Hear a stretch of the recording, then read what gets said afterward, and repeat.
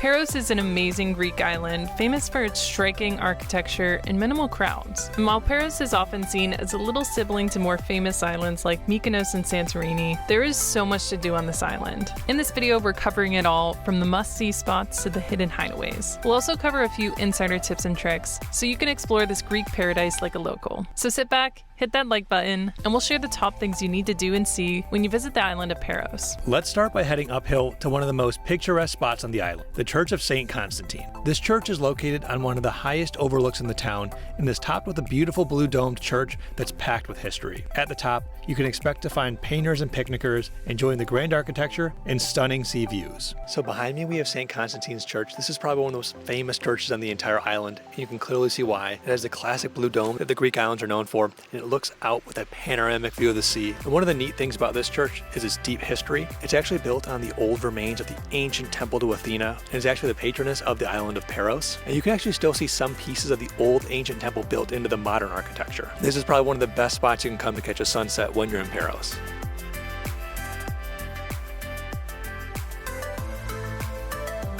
After exploring the charming area along the Church of St Constantine, it's a perfect time to wander just a minute or two downhill to our next stop, the Frankish Castle. So another key landmark that's worth checking out while you're walking around Paros is the Frankish Castle. This place is actually built over 800 years ago, but its history dates way further back than that. It's actually built on the site of an old acropolis from ancient Greece, and the Venetians, when they built this, actually used a lot of the original stone pieces of the ancient acropolis. And you can clearly see that in the architecture. I don't think I've ever seen a building like this where you just have round columns and square pegs just stacked together almost like Jenga blocks. I feel like if you pulled one of those stones, the whole thing would come toppling down.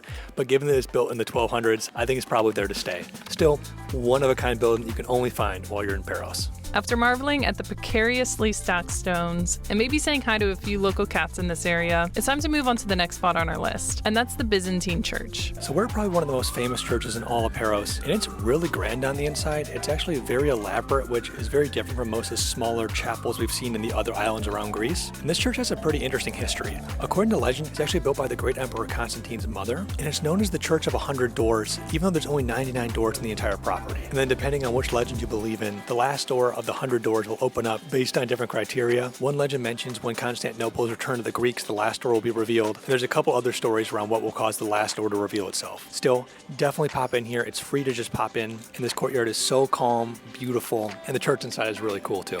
We felt you could spend about 30 minutes here. This gives you plenty of time to explore the small but scenic courtyards and also step into the church itself, which has plenty of old world charm. While small by other town standards, we felt this was a unique church and worth a visit. The next thing we recommend is spending some time wandering the old town. The streets of Paros are sparkling clean and lined with gorgeous Greek buildings, and really is a magical spot for a stroll. And while these walkways are beautiful during the day, if you can, try coming out for a night walk as well, as the atmosphere really changes when the lights come on. One of the things that has surprised us most wandering the streets of Greece are these electric pink flowers that are seemingly everywhere on the streets. These are called bougainvillea, and they create such a beautiful pop of color against the white and blue houses. And I've definitely seen these on the postcards before, but I didn't realize that they would be in full bloom when we're here. So we're here at the end of September, and these are just in full bloom like it's the beginning of spring. And while the flowers are absolutely gorgeous, the trunk is actually really pretty too. It almost reminds me of a braid. It just carves its way up these walls. And these flowers are pretty much everywhere, which we didn't expect as well. Besides the picture-perfect architecture, another fun thing to do when wandering the old town is to shop some of the local stores. The island of Paros is home to plenty of boutique shops,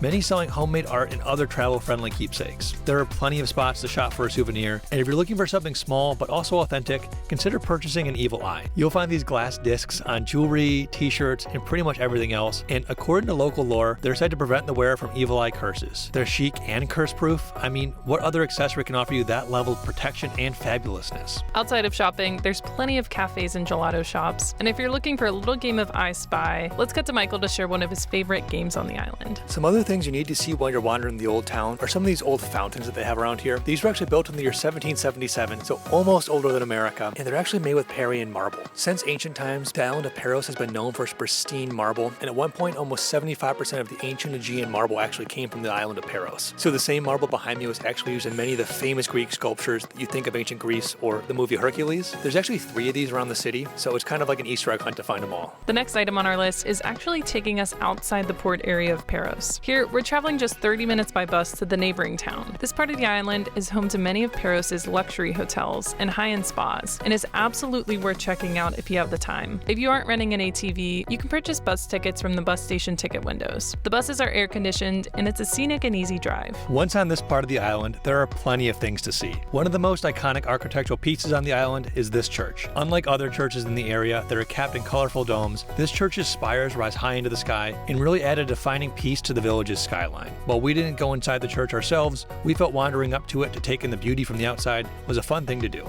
A small walk from the church is probably our favorite spot in the island, and that's the Venetian castle. This castle was originally built by the Venetians, and for over 500 years, this rocky fortress has protected the coastline from pirates and invading armies.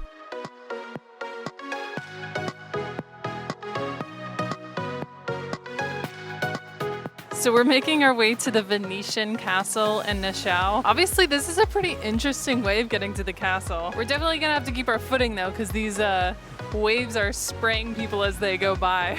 The walkway is wet and smooth, and there's no lifeguard on duty, so approach at your own risk. But the castle is free to explore, and once you reach the rocky walls, it's a fun place to peek your head into. While it's small and the inside feels more like being in a sand castle than a grand fortress, it's a fun spot to take some cool photos. Michael enjoyed just poking his head around at all the openings, and watching the birds and fellow travelers enjoy this ancient relic.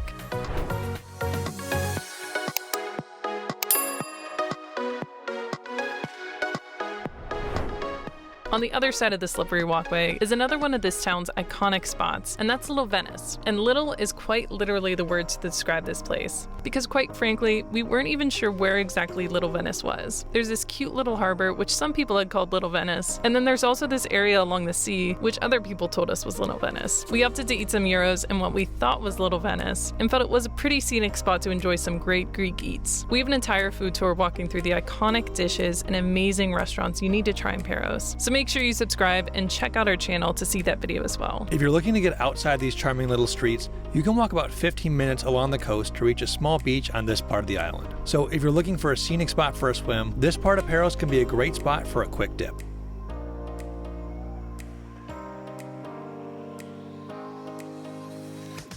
We're in the town of Naoussa. This is one of the biggest villages on the island of Paros. It's actually an old fishing village. It's known for its great restaurants and hotels nearby, and also for its iconic blue dome church right behind me. We've really just been enjoying wandering the streets here. There's some really cozy cafes, some nice shops, and just picture-perfect streets with pink flowers and beautiful trees. If we're gonna get out of the main port area, this is definitely an area worth exploring. The next item on our list isn't a single place. It can actually be found all over the island, and that's to say hi to all the Greek cats that wander these cozy streets. You'll find semi-stray cats all over Paros, and these cats are typically friendly and well cared for by the whole community. You never know exactly where you might run into some of these cuties on the island, and whether they're taking a little cat nap or just looking for a human to play with. We found interacting with these cats was one of our favorite memories from our time in Paros. Seriously, these cats are everywhere, and it's so much fun to see them all. We even had this little guy stop by our Airbnb window every night meowing to come in, so they literally are everywhere in this island paradise. These cats in Paros are so friendly. These two little kittens just walked up to me, and they're literally smaller than my shoe. I love it here. Next on our list is to head down to the harbor and take a boat tour of the area. There are several different options for boat tickets, but we found booking just a standard sunset cruise to be a little difficult to book online. We found the ticket booth in person by the pier and reserved our tickets through WhatsApp. We recommend catching a sunset cruise. The swimming temps were great even during late September, and the views of Paros from the water at sunset were amazing. But if you're looking for an even longer day in the sun, consider a party boat cruise out to Anti-Paros. And while this might sound like some supervillain twin of regular Paros, it's really just a less crowded getaway and can be a great spot to see. We've heard popular party cruises such as Captain Jack's can sell out in advance, so book your tickets online if you're looking to party around Anti-Paros. We opted instead for a milder sunset cruise around regular Paros and found it to be absolutely incredible. One of our favorite things we've done in Paros so far is actually get on the water. So we are on about a 3-hour journey right now, but unlike Gilligan, we're going to return. Gilligan, that's ridiculous. We've been able to swim at a couple spots along the way. We saw octopuses, seahorses, and now we're sitting along by this beautiful church right at sunset. And while it's been pretty smooth sailing with everything else, this boat is definitely a rockin'. And I'm hoping I'm not gonna go swimming one more time if it keeps rocking here. So that's it for our top things to do in Paros video. Please give this video a like if you enjoyed it, and be sure to subscribe to see our videos from the surrounding Greek islands and all over the world. We just released a series on Mykonos, and we'll be heading to Santorini next, so make sure you're subscribed so you don't miss it. Thanks, and we'll see you in the next one. Bye.